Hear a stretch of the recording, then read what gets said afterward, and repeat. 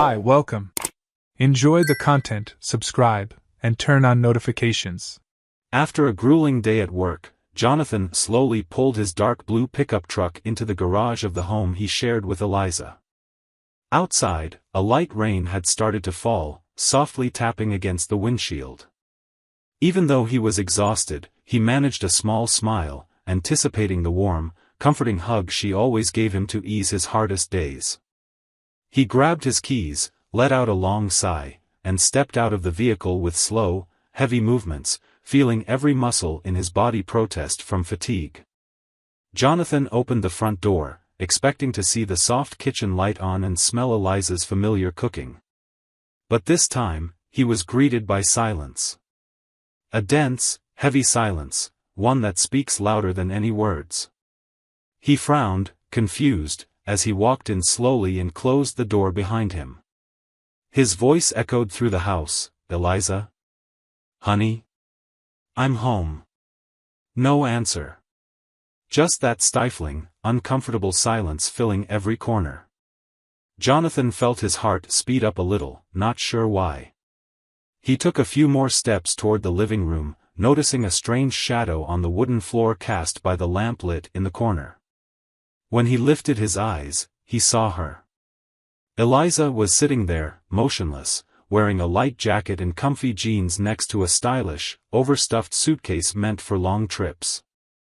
Her expression was unreadable, her eyes fixed on the floor, her hands tightly clasped on her knees.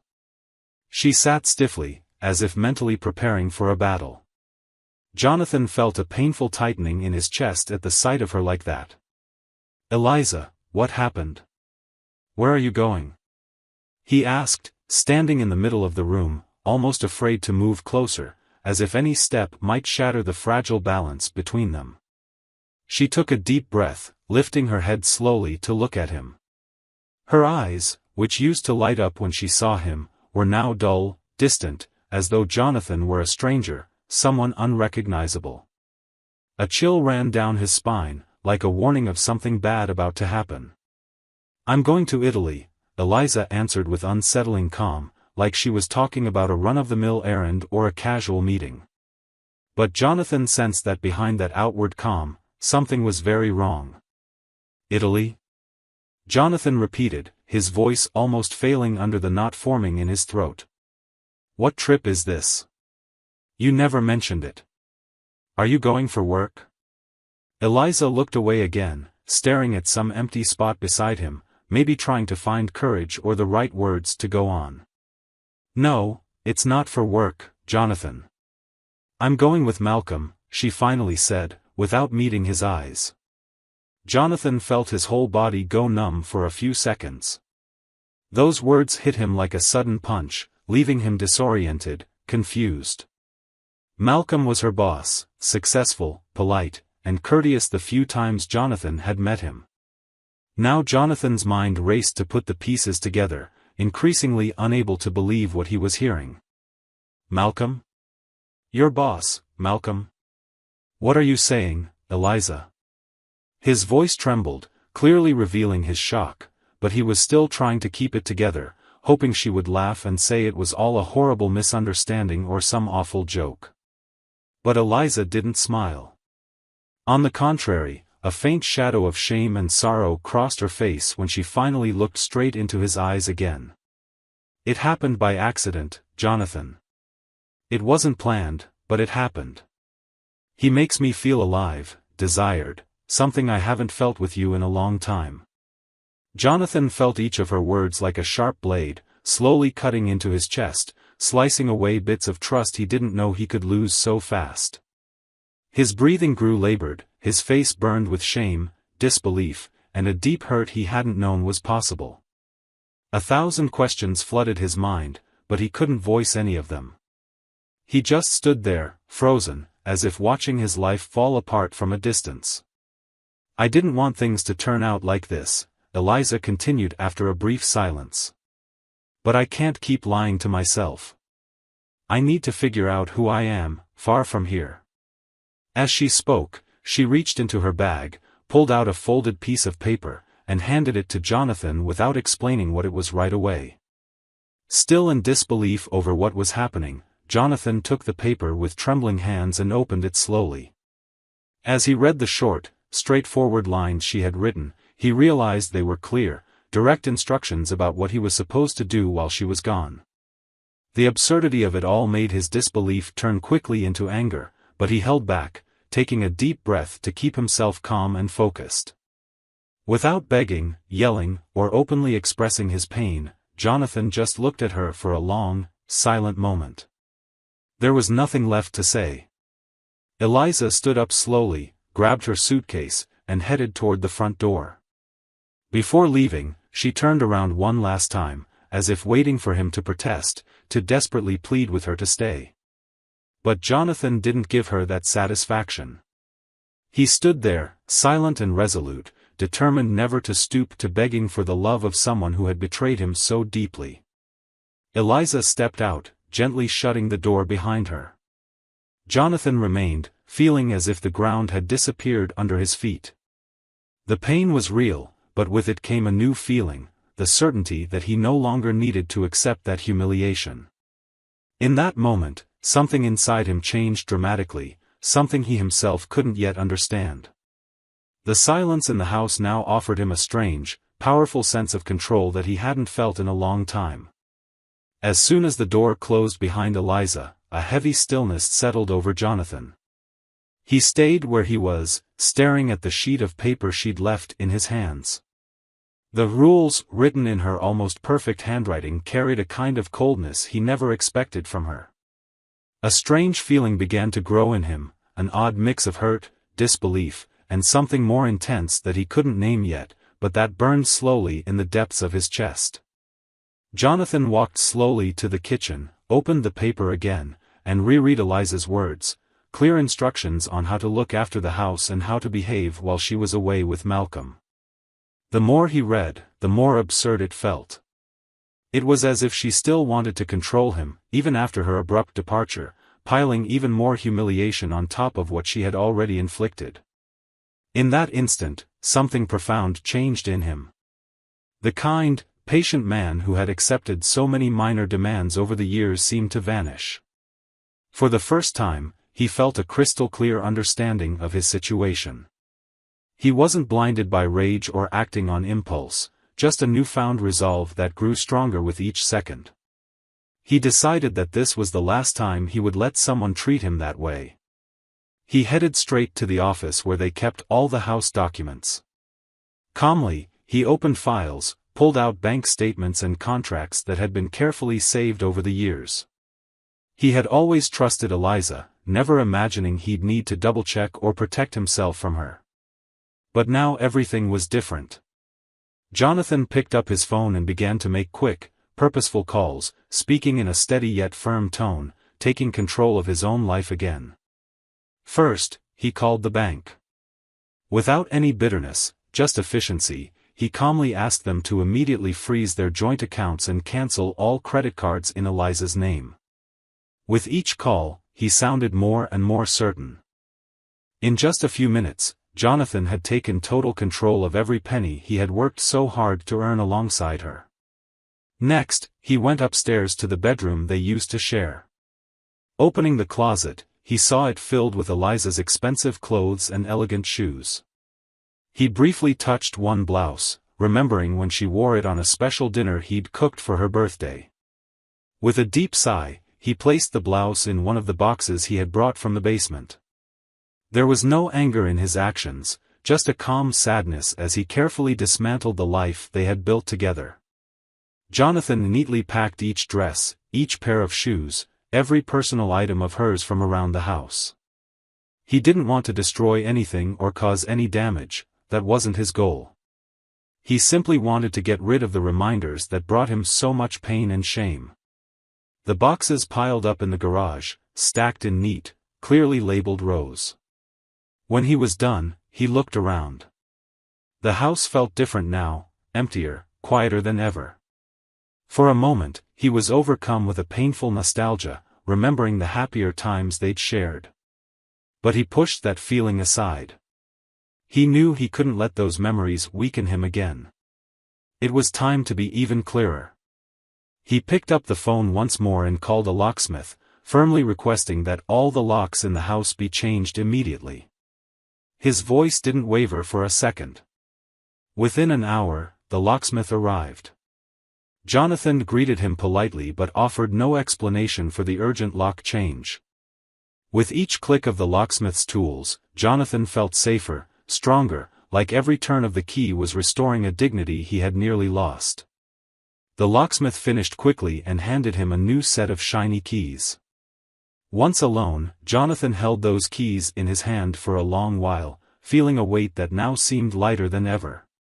He sat in the living room, staring at the empty couch, taking a deep breath in that house that now felt like it truly belonged to him again. Without realizing it, Jonathan had become someone else that night.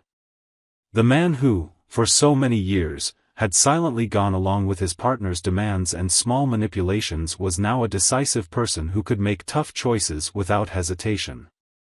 It wasn't hate or anger that drove him, but the unshakable knowledge that he deserved respect, dignity, and honesty, things he now understood he had never truly gotten from her.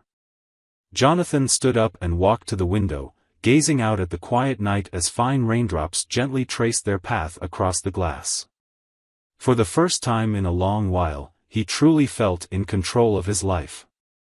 He knew he still had pain and challenges ahead, but right then he understood he would never go back on his decision.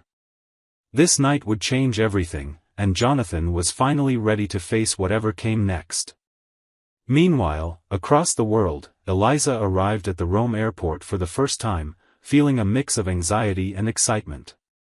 She tried to tell herself she'd made the right decision. After all, this trip was everything she'd dreamed of for years. Taking a deep breath of that unfamiliar air, she clung to Malcolm's arm, hoping to feel safe or protected. But at that exact moment, something strange happened. Malcolm gently pulled away, showing neither affection nor warmth, as if her closeness bothered him. Thrown off balance, Eliza hid her frustration behind a small smile and walked alongside him to the exit, where a formal, well-dressed driver waited, holding a sign with Malcolm's name on it. As they entered the luxurious car that would take them to their hotel, Eliza tried to start a conversation, pointing out the beautiful sights she saw from the window. Malcolm, glued to his phone, just replied with single words, never taking his eyes off the screen. For the first time since they'd decided to travel together, Eliza felt deeply uncomfortable. It was as if the warm, attentive, and charming Malcolm from the office had vanished, replaced by a distant, indifferent man. She tried to convince herself it was just travel fatigue, that everything would be fine soon, but a growing doubt nagged at her. They arrived at a luxury hotel in the city center, surrounded by historic buildings whose bricks seemed steeped in history. A polite staff member opened the door, greeting them warmly, but Malcolm ignored him completely and walked straight to the reception desk. Feeling embarrassed by his arrogance, Eliza rushed to thank the doorman and hurried after Malcolm. After checking in, they went up to their suite, which was spacious and gorgeous, furnished with exquisite pieces and boasting a stunning view of the city's ancient streets. Eliza stood by the window, marveling and talking excitedly about how long she'd dreamed of being there. Malcolm barely paid attention, busy with his work. To him, she was just a small detail in his trip. The next few days got even worse. Malcolm insisted on controlling everything, the places they would visit, the restaurants where they would dine, even which clothes Eliza should wear. She tried to argue, to suggest other ideas, but he simply dismissed anything that didn't match his own plan. With every meal, every outing, every moment they spent together, it became clearer that Malcolm didn't see her as a partner, but as a prize, just an accessory expected to follow along and agree. One evening, during dinner at a famous restaurant near the Trevi Fountain, Eliza tried to open her heart, casually bringing up her past with Jonathan, hoping to share some of the complicated emotions she was feeling. As soon as she said Jonathan's name, Malcolm's whole demeanor changed, and he looked at her with disgust. "Seriously, Eliza? You're really bringing up that loser now, here? I thought you were smarter than that," Malcolm said with a sharp, humiliating tone that made Eliza lower her gaze in shame. From that point on, Malcolm became colder and more callous, making it clear that she was no longer allowed to mention Jonathan or anything related to the life she had left behind. She felt lost, struggling to regain any sense of emotional balance, but it was impossible to ignore the growing emptiness inside her. That same night, when Malcolm was fast asleep, Eliza sat quietly on the balcony, looking out at the city lights. Tears slipped silently down her face as she considered the choices she had made. The feeling of loneliness and regret was almost unbearable.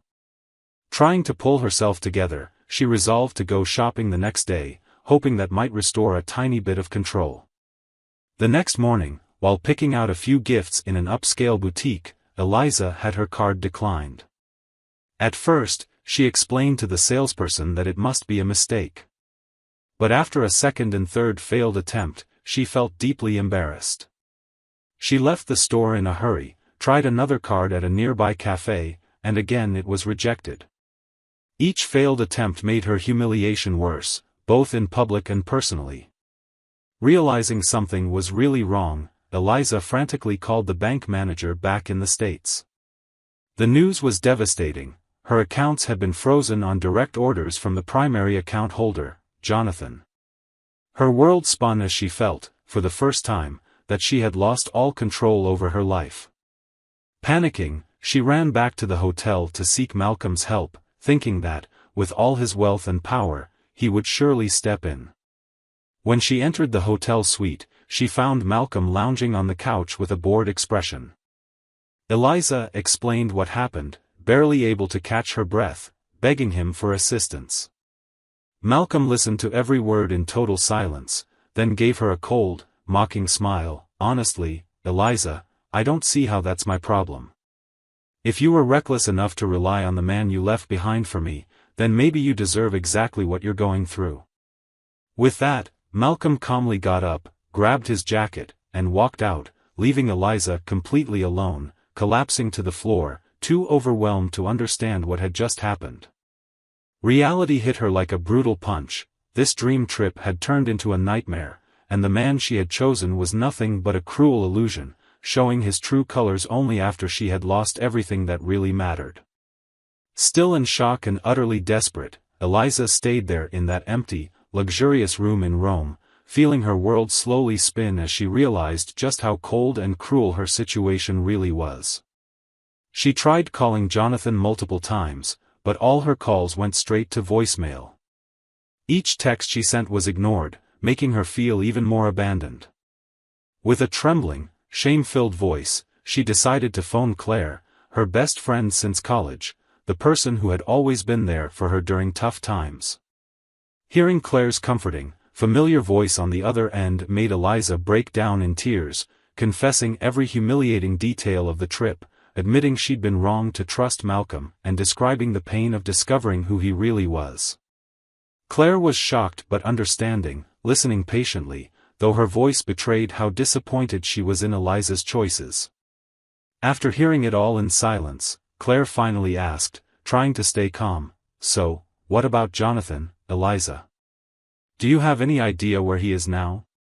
Eliza begged Claire to go to the house to see if Jonathan was still there, desperate for any clue about the situation. Though reluctant, Claire agreed to help, promising to call back as soon as she knew something. After an agonizing wait that felt endless, Claire finally called back with more bad news. "Eliza, I'm really sorry. The house is completely empty. There's a big 'for sale' sign out front, and none of your things are inside. Jonathan is gone. He left no trace." Those words felt like direct blows to Eliza's already wounded heart. She sank down slowly on the bed, her phone shaking in her hand, while a deep ache took hold of every part of her. The house where she had lived her happiest moments, where she believed she'd built something solid, had become an empty shell of painful memories. With no options, no money, and no way to reclaim the life she'd broken, Eliza made a hard but necessary decision. She had to get back home as soon as possible. She once again asked her friend for help, pleading with Claire to lend her just enough money for a return ticket. Claire agreed with reluctance, making it clear she was only doing it out of compassion and a final gesture of friendship. With a heavy heart and almost empty luggage, Eliza boarded the flight back to the United States, feeling like the most isolated, humiliated person in the world. During the long hours on the plane, she couldn't sleep for a second. Each moment was consumed by suffocating guilt, an overpowering sense that she had single-handedly destroyed everything that had taken years to build. When she finally landed, Eliza took a cab straight to the house, clinging desperately to the hope that she might talk to Jonathan in person. But the sight of that "For Sale" sign standing firmly in front of the property only made her dread grow. Her hands shook as she pulled out her keys, stepping up to the door, silently praying that this was all a misunderstanding. Yet as she tried to unlock it, her stomach twisted painfully, the keys no longer worked. Jonathan had replaced all the locks, making it clear she was no longer welcome. She tried again, frantically, but to no avail. Leaning against the door, she breathed in ragged gasps as hot tears rolled silently down her cheeks. Just then, she heard soft footsteps nearby. She turned around and saw Mrs. Margot, the kind neighbor from next door, watching her with sad eyes and an understanding expression. "Oh, Eliza, you finally came back," said Margot softly, stepping closer. "Mrs. Margot, please. Jonathan, where is he? What happened? Please tell me you know something." Eliza begged, barely recognizing her own trembling, desperate voice.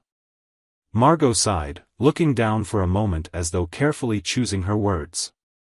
Then she lifted her gaze, her voice gentle but direct. "Jonathan moved out a few days ago. He came by and told me, very politely, that he needed to start over somewhere else. The house is officially for sale, dear, and he didn't leave any contact information." Margot's words sank deep into Eliza's soul. It felt like the ground vanished beneath her feet, leaving her with no footing at all. Each breath was more painful than the last as she grasped just how much she had lost. "He didn't say anything else, Mrs. Margot?"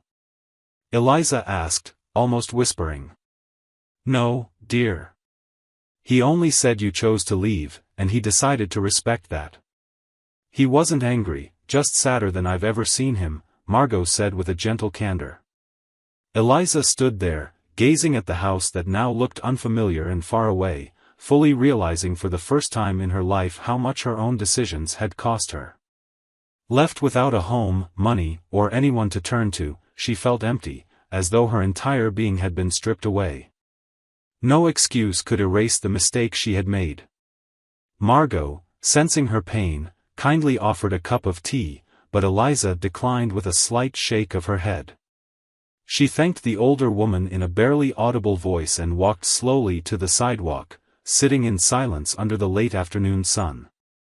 For the first time in a long while, she faced her reality without sugarcoating the pain.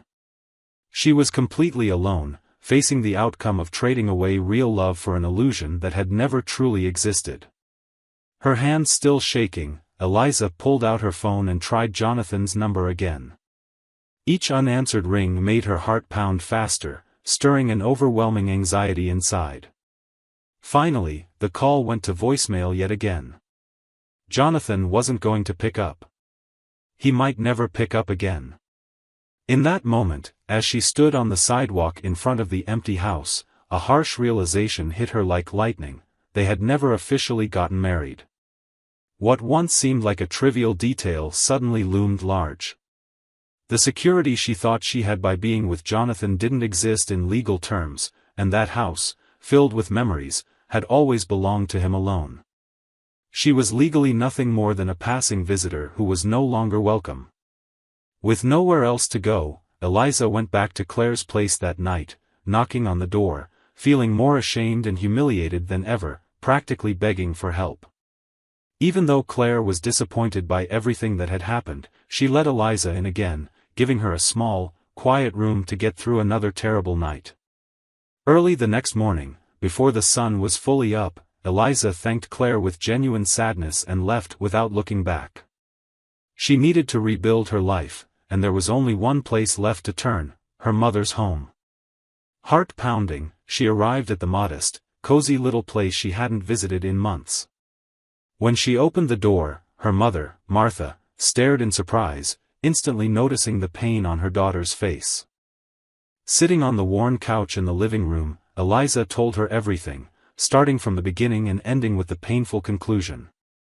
Her mother listened attentively, without interrupting, her eyes a mixture of sorrow and understanding.